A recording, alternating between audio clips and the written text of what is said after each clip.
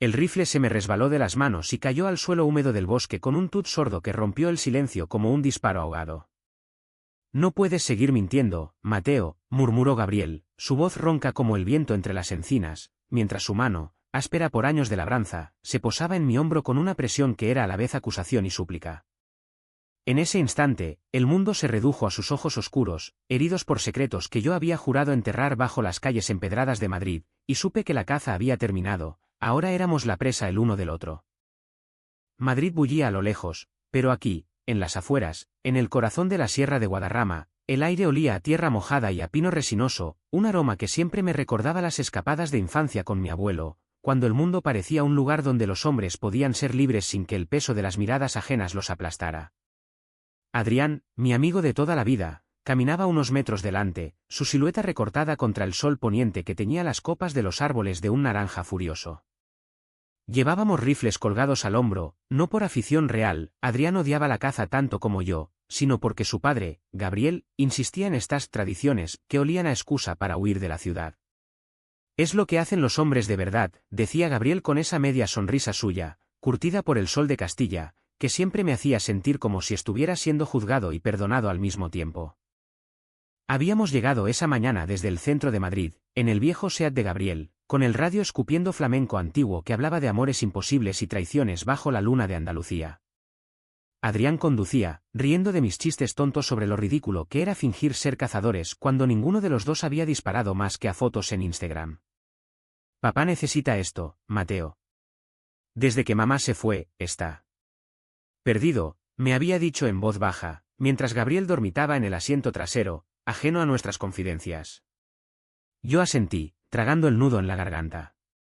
¿Cómo decirle a Adrián que su padre no era el único perdido? Que yo, su mejor amigo desde la secundaria en el Instituto Cervantes, lo amaba en secreto desde que teníamos 16 años, cuando lo vi besando a esa chica en la fiesta de fin de curso y supe que mi corazón latía en un ritmo que no era el suyo. El bosque nos envolvió como un amante posesivo. Las encinas centenarias se erguían como guardianes mudos, sus troncos nudosos testigos de generaciones de pastores y contrabandistas que habían cruzado estas sierras huyendo de guerras civiles o de amores prohibidos. Caminábamos en fila india, Adrián al frente, yo en medio, y Gabriel cerrando la marcha, su presencia un peso constante a mi espalda. Hablábamos poco, el crujir de las hojas bajo nuestras botas era el único diálogo. De vez en cuando, Adrián señalaba un corzo lejano y susurraba: mira, un fantasma del bosque, riendo para disimular su nerviosismo. Él sabía que yo no era como los demás chicos del barrio de Malasaña, donde crecimos entre grafitis queer y bares con banderas arcoíris ondeando en las noches de orgullo. Pero nunca habíamos cruzado esa línea. Él era hétero, casado con la idea de una vida normal, y yo. Yo era el confidente, el que escuchaba sus quejas sobre su novia del momento mientras imaginaba sus labios en los míos. Llegamos a un claro donde el sol se filtraba en haces dorados, pintando el suelo de manchas luminosas como si Dios hubiera derramado oro fundido. Adrián dejó su rifle contra un árbol y se estiró, su camisa pegándose a su torso sudado, revelando los músculos que había ganado en el gimnasio de la Plaza Mayor. Descansemos un rato. Papá, ¿traes el vino?, gritó, y Gabriel, emergiendo de las sombras como un lobo viejo, sacó una bota de piel con el tinto de la ribera del Duero que sabía a moras y a promesas rotas. Bebimos a morro, el líquido cálido bajando por mi garganta como un bálsamo para el alma inquieta. Adrián contó anécdotas de nuestra juventud, la vez que nos colamos en el Retiro para fumar porros y vimos a los patos discutiendo como matrimonios en crisis. Reí, pero mis ojos se desviaban hacia Gabriel, que observaba en silencio, su mirada fija en mí con una intensidad que me erizaba la piel. Adrián, ve a explorar ese sendero de allá. Quiero hablar con Mateo a solas, dijo de repente Gabriel, su voz cortante como el filo de una navaja toledana. Adrián levantó una ceja, pero obedeció con esa docilidad filial que siempre me había intrigado. No tardéis, que luego hay que volver antes de que anochezca, bromeó, desapareciendo entre los arbustos con su rifle al hombro. El claro se vació de golpe, dejando solo el zumbido de las abejas y el latido acelerado de mi corazón. Gabriel se acercó, su aroma a tabaco y tierra invadiendo mi espacio personal. Era un hombre de 50 y tantos, con el pelo entrecano peinado hacia atrás y arrugas que contaban historias de viudez prematura y trabajos duros en las obras de la Gran Vía. Pero había algo en él, una vitalidad contenida, que lo hacía parecer eterno, como las murallas de Ávila resistiendo el tiempo. No puedes seguir así, Mateo, repitió, y fue entonces cuando el rifle se me cayó. Sus palabras eran un eco de mis peores miedos, las que me susurraba en las noches solitarias en mi piso de Chueca, rodeado de pósters de Almodóvar y velas aromáticas a lavanda. ¿Qué quieres decir?, balbuceé, retrocediendo hasta chocar con el tronco rugoso de una encina. Él no se movió, solo extendió la mano y la dejó en mi hombro, un gesto que era padre e inquisidor al mismo tiempo. Lo de mi hijo. Lo sé todo. Las miradas que le lanzas cuando crees que no veo. Las excusas para pasar la noche en casa, fingiendo que sois solo amigos. Mi mundo se tambaleó. ¿Cómo? ¿Desde cuándo? Recordé las cenas familiares en su piso de lavapiés, donde Gabriel servía paella humeante y charlaba de fútbol mientras yo luchaba por no devorar a Adrián con los ojos. Pensé que era invisible, un fantasma en mi propia vida. Gabriel, por favor. No es lo que piensas, mentí, pero mi voz se quebró como una rama seca. Él soltó una risa amarga, echando la cabeza hacia atrás, y por un instante vi en él al joven que había sido, rebelde, apasionado, tal vez como yo. No me mientas, chico. Yo también fui como tú. En los 80, cuando Franco aún apestaba en las tumbas, amé a un hombre en las sombras de este mismo bosque. Se llamaba Raúl, un torero de Toledo que olía a arena y a muerte. Lo perdí porque el miedo nos devoró vivos. Mi mujer, Dios la tenga en su gloria, fue el disfraz que me salvó, pero Adrián. Él es mi redención y mi maldición. Sus palabras cayeron como lluvia torrencial, empapándome de una verdad que no esperaba. Gabriel, el viudo estoico, el padre machista que citaba a Lorca para justificar sus silencios, era gay. O lo había sido. Y ahora, me confesaba como si fuéramos hermanos en una logia secreta. Me dejé caer al suelo, las rodillas hundiéndose en la hojarasca, y él se arrodilló a mi lado, su mano aún en mi hombro, ahora temblorosa. No le digas nada a Adrián. Él no está listo. Pero tú. Tú tienes que elegir, Mateo. ¿Vas a seguir acechándolo como un lobo en la niebla, o vas a liberarte? Porque si lo hieres, si lo arrastras a tu infierno, yo mismo te cazaré. Sus ojos, inyectados en sangre por el vino o por el recuerdo, brillaban con una ferocidad protectora que me aterrorizó y me excitó a partes iguales. ¿Excitó?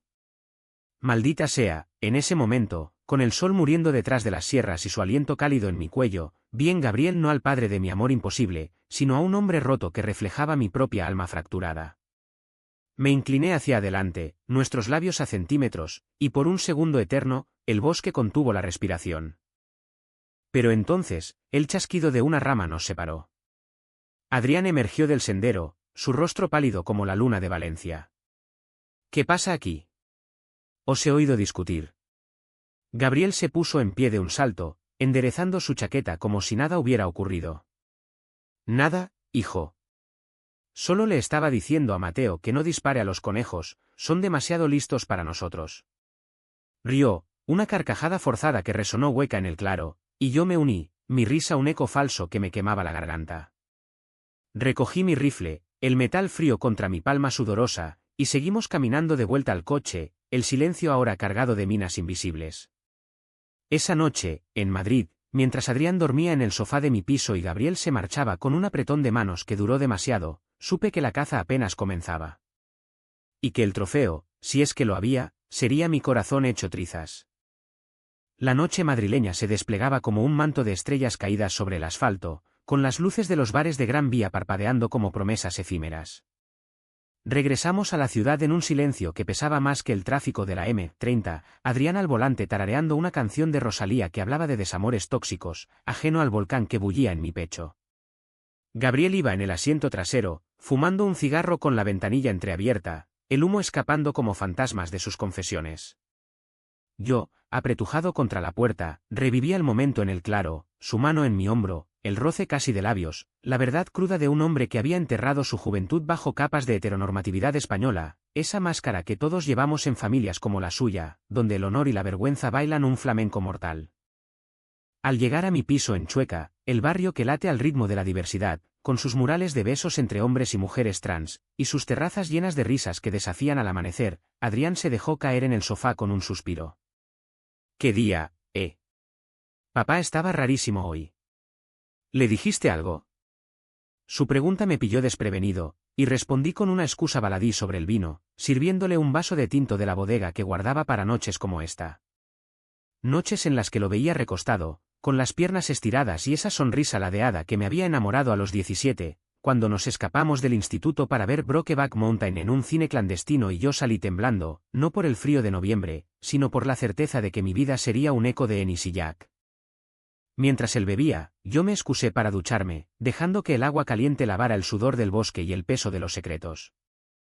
Bajo el chorro, cerré los ojos y vi a Gabriel, no al padre autoritario, sino al amante perdido en los 80, besando a su Raúl bajo las mismas encinas que hoy nos habían sido testigos. ¿Cómo era posible que un hombre como él, con su bigote espeso y sus manos callosas de albañil, hubiera navegado las aguas turbias de la posdictadura, donde ser gay era un boleto directo a la marginalidad o peor? Recordé las historias que Adrián me contaba de niño, como Gabriel había luchado en las manifestaciones por la democracia, gritando «libertad» en las plazas de Madrid mientras ocultaba su propio cautiverio interior. Y ahora, me había elegido a mí para desenterrar ese pasado, como si yo fuera el confesor en una catedral gótica de Segovia. Salí de la ducha envuelto en una toalla, y Adrián ya roncaba suavemente, el vaso vacío en la mesita. Me acerqué, rozando su mejilla con los dedos, un gesto robado que me llenaba de culpa y éxtasis. «Te quiero, idiota», susurré, sabiendo que nunca lo oiría. Me acosté en la cama contigua, pero el sueño no llegó. En cambio, llegaron los mensajes, un pitido del móvil a medianoche. Era Gabriel. «No duermas con remordimientos, Mateo. Mañana hablamos. Hay más que decir». Mi pulso se aceleró. ¿Más? ¿Qué demonios significaba eso? Borré el mensaje, pero las palabras se clavaron en mi mente como espinas de cardo. Al día siguiente, el sol de diciembre entraba tímido por las persianas, pintando rayas doradas en el suelo de baldosas hidráulicas. Adrián se despertó con resaca, pidiendo café y churros del bar de la esquina, donde la dueña, una lesbiana septuagenaria llamada Carmen, siempre nos guiñaba el ojo al servirnos. «Eres lo mejor, Mateo. Sin ti, estaría perdido», dijo él, abrazándome con esa efusividad platónica que me torturaba. Fuimos a pasear por el Retiro, el pulmón verde de Madrid, donde las parejas se besaban en los bancos y los jubilados jugaban al dominó bajo los plátanos. Hablamos de todo y de nada, de su trabajo en la agencia de publicidad, de mi novela a medio escribir sobre amores imposibles en la España franquista, de cómo su madre había muerto de cáncer cuando él tenía 10, dejando a Gabriel como un barco sin timón. Pero mi mente vagaba al bosque, a esa promesa de mañana. Al atardecer, mientras Adrián se iba a una cita con su novia del momento, una diseñadora de lavapiés que lo hacía feliz, o eso decía, recibí la llamada. «Ven a casa». «Solo», gruñó Gabriel, su voz un ronroneo áspero que me erizó la nuca. Su piso en lavapiés era un relicario de memorias, azulejos morunos en la cocina, fotos en blanco y negro de la familia en las playas de la Costa Brava, y un balcón diminuto donde colgaban geranios rojos como sangre. Llegué con el corazón en un puño, el metro de Sol a Embajador es un túnel de ansiedad. Él abrió la puerta en mangas de camisa, el pelo revuelto, y me hizo pasar con un gesto que era invitación y desafío. «Siéntate», ordenó, señalando el sofá de cuero agrietado donde tantas veces había visto a Adrián jugar de niño. Sirvió 2 copas de brandy, el licor de Jerez que quemaba como las pasiones contenidas. «Anoche no pude dormir pensando en ti. En nosotros». «¿Nosotros?». La palabra me golpeó como un uppercut. «Gabriel, no hay un nosotros. Solo un error en el bosque». Mentí de nuevo, pero él se acercó, sentándose a mi lado, su rodilla rozando la mía. «¿Error, dices? ¿Pero sabes qué es un error de verdad? Perder a quien amas por miedo a la verdad. Raúl y yo nos separamos porque él quería huir a Barcelona, unirse a los activistas del Front de Alliberament Gay, y yo. Yo elegí quedarme, casarme, tener a Adrián. Pensé que así redimiría mi pecado. Pero el pecado no era amar a un hombre, era negar mi alma». Sus palabras eran un torrente, y yo bebía de ellas como un sediento en el desierto de Almería. Me contó de las noches en garitos clandestinos de los Malasaña de los 70, bailando boleros con extraños mientras la policía moral acechaba en las sombras. De cómo conoció a su esposa en una manifestación contra el SIDA, un matrimonio de conveniencia que floreció en amistad profunda, pero nunca en pasión. Ella lo sabía todo, Mateo. Murió sabiendo que mi corazón latía por fantasmas masculinos. Lágrimas surcaban sus mejillas curtidas, y sin pensarlo, extendí la mano para secarlas. Ese toque fue chispa, sus labios encontraron los míos en un beso que sabía a sal y a brandy, a décadas de represión liberadas en un instante. Me aparté jadeando, el mundo girando como en una corrida de toros. ¿Y Adrián? Esto lo destruiría. Él asintió, el dolor en sus ojos un espejo del mío. Por eso te lo digo, aléjate de él. O confiesa. Pero no vivas a medias, como yo. Esa noche salí de allí con los labios hinchados y el alma en llamas, caminando por las calles empedradas de Lavapiés donde los grafitis proclamaban amor sin fronteras. Llamé a Adrián, pero colgué antes de que contestara. El conflicto me devoraba, amor por el hijo, deseo por el padre, y el abismo de la traición entre ambos. Los días siguientes fueron un torbellino de Madrid en invierno, vientos fríos del Manzanares azotando las plazas, mercadillos navideños en la Puerta del Sol con luces que parpadeaban como mis dudas. Adrián notó mi distancia, atribuyéndola al estrés de mi escritura. Ven a cenar a casa esta noche. Papá cocina fabada, insistió, y yo acepté, un masoquista atraído por el fuego. La cena fue un baile de máscaras, Gabriel sirviendo cucharadas generosas, su pie rozando el mío bajo la mesa en un código secreto que me hacía sonrojar. Adrián charlaba de su novia, de planes de boda que me apuñalaban, y yo sonreía, fingiendo interés mientras mi mente recreaba el beso. Pero el clímax llegó como un rayo en cielo despejado. Después de la sobremesa, con Adrián lavando platos, Gabriel me arrastró al balcón. No puedo parar de pensarte, confesó, atrayéndome hacia él. Nuestros cuerpos se fundieron en un abrazo febril, sus manos explorando mi espalda con la urgencia de un náufrago. Gemí contra su cuello, perdido en el aroma a jabón y a hombre maduro, pero entonces. La puerta se abrió. Adrián, con un trapo en la mano, nos vio. El tiempo se congeló, su rostro, de incredulidad a horror, como si hubiera presenciado un sacrilegio en la catedral de la Almudena. ¿Qué coño es esto?, rugió, el plato cayendo al suelo en 1000 pedazos. Gabriel se apartó, pálido como un fantasma de Goya, y yo balbuceé excusas que sonaban a mentiras piadosas. Tú. Mi mejor amigo. Y mi padre, gritó Adrián, las venas de su cuello hinchadas como ríos en crecida. La traición era un puñal de doble filo, no solo lo había besado a él en sueños, sino que ahora devoraba al hombre que lo había criado. Corrí escaleras abajo, el eco de sus insultos persiguiéndome por las calles oscuras, donde los faroles proyectaban sombras alargadas como dedos acusadores. La lluvia caía sobre Madrid como lágrimas de un cielo airado, empapando las aceras de la Gran Vía y convirtiendo los charcos en espejos rotos que reflejaban mi rostro demacrado. Corrí sin rumbo, el agua calando mi chaqueta hasta los huesos, pero el frío exterior no era nada comparado con el hielo que se había instalado en mi pecho. ¿Cómo había llegado a esto? De cazar conejos imaginarios en la sierra a cazar el corazón de un padre, traicionando al hijo que amaba desde la adolescencia. Las palabras de Adrián resonaban en mi cabeza, monstruo. Os odio a los dos, un grito que cortaba más profundo que cualquier navaja de Albacete. Llegué a mi piso en Chueca empapado, el barrio ahora un laberinto de neón y sombras donde las parejas bajo paraguas se besaban sin pudor, ajenas a mi tormenta personal. Me derrumbé en la cama, el móvil vibrando con mensajes que no me atrevía a leer. Uno era de Gabriel, lo siento, hijo. Pero esto tenía que salir. ¿Hijo? La palabra me revolvió el estómago. Otro de Adrián, no vuelvas a acercarte. Nunca. Lágrimas calientes se mezclaron con la lluvia en mi piel, y por primera vez en años, llamé a mi terapeuta, un viejo queer de los 70 que atendía en un consultorio cerca de la plaza de Chueca. Mateo, el amor no es un pastel para repartir porciones. Es un incendio que consume todo, me dijo con su voz ronca de fumador empedernido, mientras yo sollozaba al teléfono, confesando el beso prohibido y la fractura familiar que había causado. Esa noche soñé con el bosque, encinas que susurraban secretos en euskera antiguo, Gabriel y yo huyendo de una jauría de lobos con rostros de inquisidores franquistas.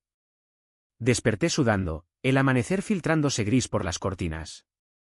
Madrid despertaba con su bullicio habitual, vendedores ambulantes gritando churros calientes, en la Puerta del Sol, el metro rugiendo bajo tierra como un dragón subterráneo, pero para mí, la ciudad era un cementerio de recuerdos.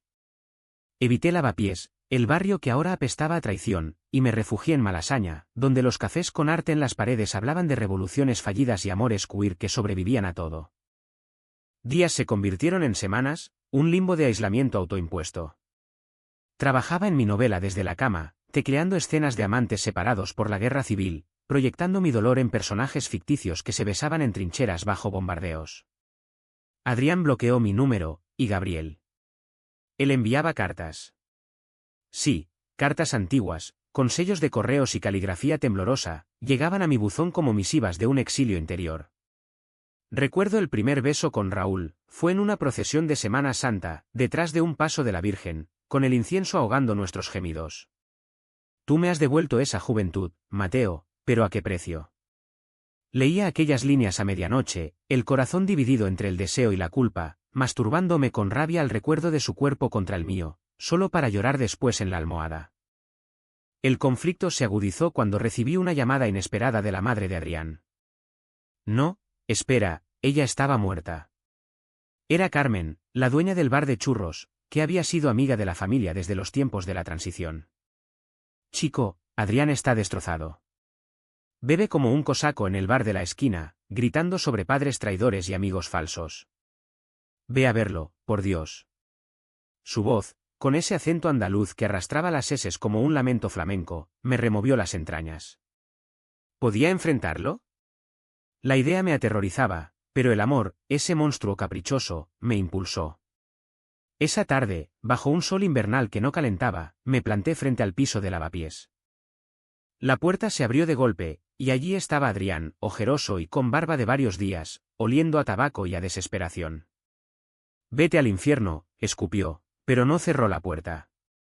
Entré como un ladrón en su propia casa, el salón ahora un caos de botellas vacías y platos sucios, eco de la viudez de Gabriel. Escúchame, por favor. No fue planeado. Tu padre. Él me confesó cosas que no imaginaba. Adrián se dejó caer en una silla, las manos temblando. ¿Confesó? ¿Y tú qué?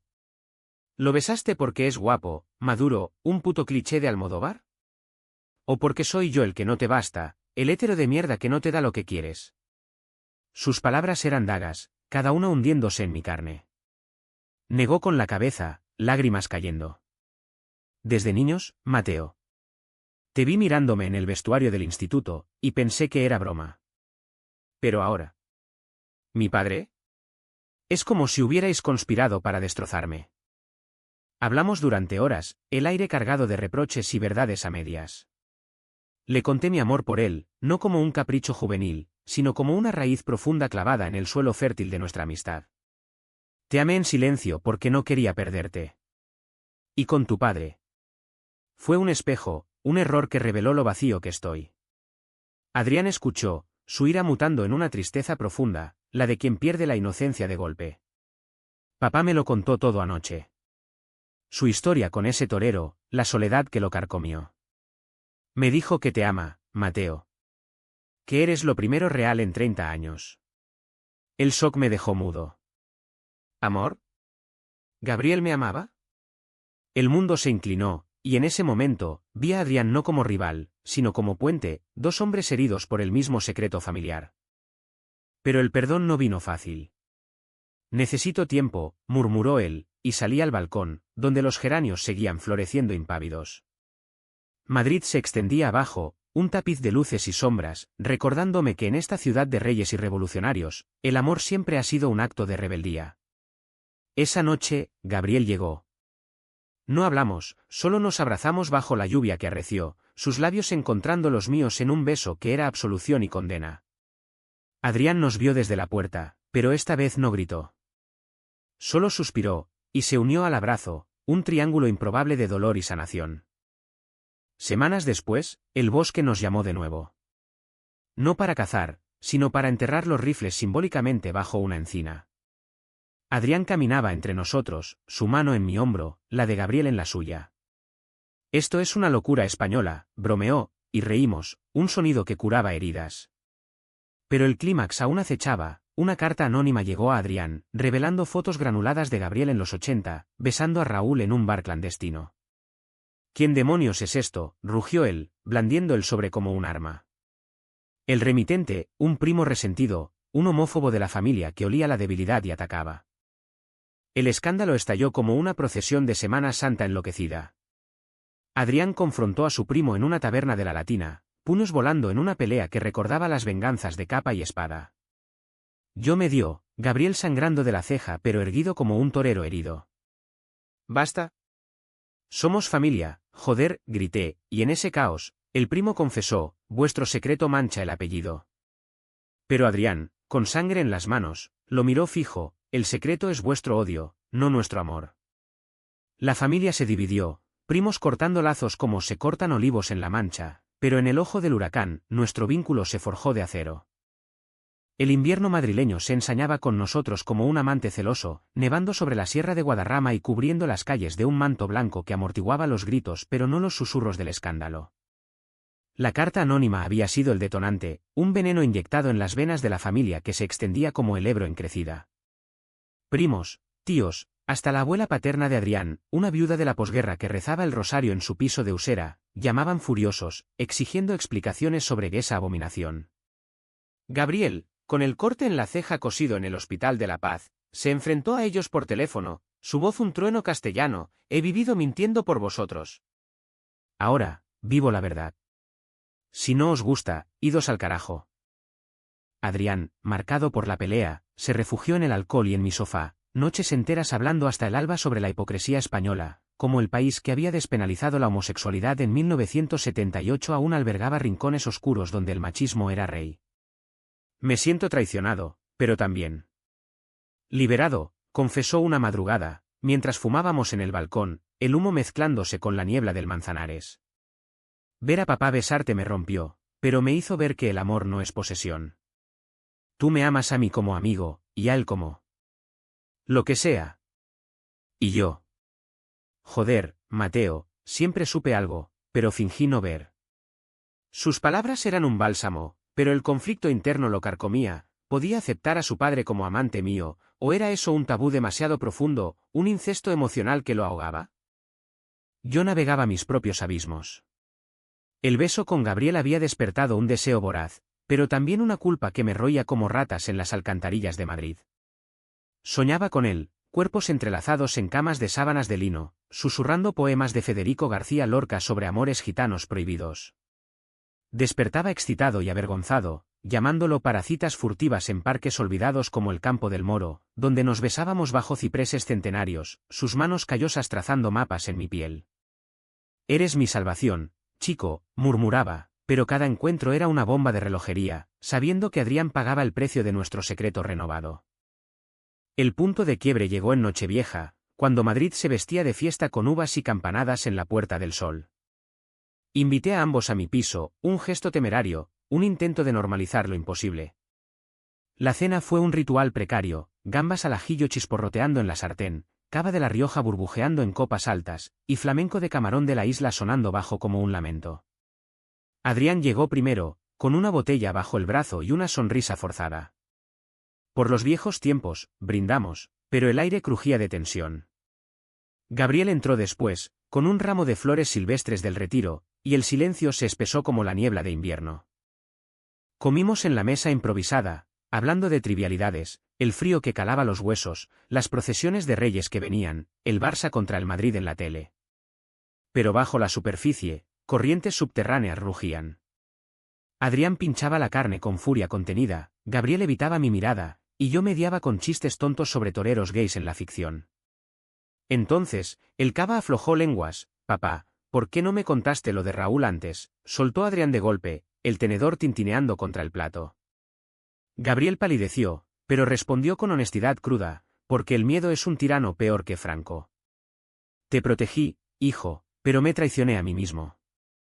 La conversación derivó en un torrente, acusaciones, lágrimas, confesiones. Adrián admitió su propia confusión sexual, besos robados con chicos en la universidad que había enterrado bajo capas de novias y normalidad. Pensé que era fase. Pero veros a vosotros me hace cuestionar todo. Gabriel lo abrazó, padre e hijo fundidos en un llanto que purificaba, y yo observé, outsider en mi propia historia, el corazón hinchado de empatía y terror. ¿Era esto sanación, o solo el preludio de una fractura mayor? Al dar las campanadas, con las uvas atragantándose en gargantas emocionadas, nos besamos los tres, no en los labios, sino en mejillas saladas, un pacto silencioso bajo las estrellas artificiales de los fuegos de artificio. Pero el destino, caprichoso como un torero en la plaza de las ventas, tenía más giros. Enero trajo una tormenta. El primo homófobo, no contento con la carta, filtró las fotos a un tabloide sensacionalista, El Chivato madrileño, que sacó un artículo venenoso, escándalo familiar, padre gay seduce al mejor amigo de su hijo en bosques prohibidos. Las redes explotaron, tweets con hashtags traición española y amor tóxico, y de repente, éramos el chisme de Madrid, desde los mentideros de la Plaza Mayor hasta los foros de Reddit en español. Adrián perdió clientes en su agencia por la asociación con escándalos, Gabriel fue despedido de la obra por distracciones morales, y yo. Mi novela inacabada se volvió viral por las menciones, pero el precio era mi paz. El aislamiento nos unió más. Nos mudamos temporalmente a una casita alquilada en las afueras, cerca de Aranjuez, donde los jardines reales susurraban de amores reales prohibidos. Allí, en noches de chimenea crepitante y vino caliente con especias, exploramos los límites. Gabriel y yo hacíamos el amor con la puerta entreabierta, permitiendo que Adrián oyera, no para provocarlo, sino para incluirlo en la vulnerabilidad. Una noche, él entró, borracho de coñac, y se unió, no en un trío físico, sino emocional, durmiendo entre nosotros como un niño perdido. Os odio por hacerme sentir vivo, murmuró, y reímos, un sonido quebrado pero verdadero. Sin embargo, el clímax emocional estalló en una visita al bosque original. Armados no con rifles, sino con recuerdos, caminamos hasta el claro donde todo empezó. Aquí te besé, Mateo, dijo Gabriel, arrodillándose en la hojarasca. Adrián, a su lado, sacó una foto antigua de Raúl, y aquí, papá, perdiste a tu gran amor. Enterramos la foto bajo la encina, un ritual pagano que invocaba espíritus ancestrales. Pero entonces, un grito, cazadores reales, atraídos por el revuelo mediático, nos acecharon con insultos y piedras. ¡Maricones! Fuera de nuestro bosque, bramaron, y la pelea fue feroz, puños, barro, sangre en las hojas. Adrián protegió a su padre, yo a Adrián, en un caos que recordaba las revueltas de los indignados en la Puerta del Sol. Heridos pero vivos, escapamos al coche, riendo histéricamente por la adrenalina. En el hospital, cosidos uno al lado del otro, Gabriel tomó mi mano, esto es nuestra España, Mateo, belleza y brutalidad entrelazadas. Adrián, con un ojo morado, asintió, y nosotros somos su corazón latiendo. La primavera irrumpió en Madrid como una diva flamenca, tiñendo el retiro de azahares y haciendo que las fuentes del Palacio Real cantaran himnos al renacer. Habían pasado meses desde la emboscada en el bosque, y las heridas, físicas y emocionales, cicatrizaban lentamente, dejando marcas que eran medallas de supervivencia. El escándalo del tabloide se desinfló como un globo pinchado, ahogado por noticias más jugosas, elecciones municipales y un nuevo escándalo de corrupción en el ayuntamiento. Pero para nosotros, la verdadera batalla era interna, un laberinto de terapia grupal en un centro queer de Chamberí, donde confesábamos miedos bajo la guía de una psicóloga con tatuajes de Lorca en los brazos. Adrián había cambiado, dejó su agencia conservadora por un proyecto freelance de campañas inclusivas, diseñando logos para el orgullo con arcoíris que desafiaban el gris de la homofobia. Me has hecho gay, Mateo, bromeaba a veces, pero en serio, exploraba su bisexualidad con cautela, citas discretas en apps que lo dejaban eufórico y aterrorizado. Gabriel, reintegrado en una obra de rehabilitación en el barrio de las Letras, caminaba con la cabeza alta, uniéndose a un grupo de veteranos LGBT de la transición que se reunían en un bar de Huertas para contar batallas ganadas y perdidas. Raúl estaría orgulloso, me decía, besándome en la nuca mientras cocinaba tortilla de patatas en nuestra nueva casa compartida, un ático modesto en Malasaña, con vistas a la plaza del 2 de Mayo, donde los domingos sonaban guitarras y protestas. Yo, por fin, terminé mi novela, Sombras en la Sierra, un tapiz de ficción inspirado en nuestra saga, publicada por una editorial indie de Barcelona que apostaba por voces queer. El lanzamiento fue en una librería de la calle Huertas, con vino de Priorat y lecturas en voz alta que hicieron llorar a extraños. Adrián y Gabriel estaban allí, en primera fila, sus manos entrelazadas con la mía en un gesto que gritaba normalidad ganada a pulso. Pero bajo la euforia, persistían las grietas, noches en que Adrián se emborrachaba y acusaba a Gabriel de robarme, o mañanas en que yo despertaba solo, dudando si nuestro triángulo era amor o solo una tregua frágil. El cao-trao final llegó en verano, durante las fiestas de San Isidro, cuando Madrid se volvía un carnaval de chulapos y verbenas. Habíamos planeado un viaje a la Costa Brava, siguiendo las huellas de Raúl, pero el destino intervino con crueldad poética. Una carta llegó, no anónima esta vez, sino de la abuela de Adrián, la devota de Usera. Venid todos. Es hora de perdón, escribía con letra trémula. Fuimos, temerosos, al piso húmedo lleno de vírgenes de yeso y crucifijos. La familia al completo nos esperaba, primos, tíos, el homófobo arrepentido con la cabeza gacha. He rezado, dijo la abuela, besando las mejillas de Gabriel. Y Dios me dijo que el amor es amor, aunque no lo entienda esta vieja cabeza. La reconciliación fue un torbellino, abrazos incómodos, lágrimas saladas con gazpacho, disculpas balbuceadas sobre brandy.